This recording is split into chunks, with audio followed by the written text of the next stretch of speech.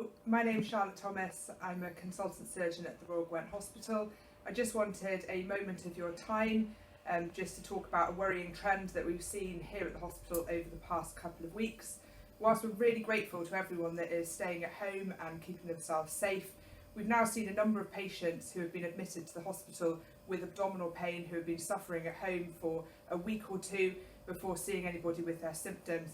As a result of this, they've been turning up to the hospital really unwell and are having operations that are then much trickier for us and are necessitating them staying in hospital for much longer after their operation.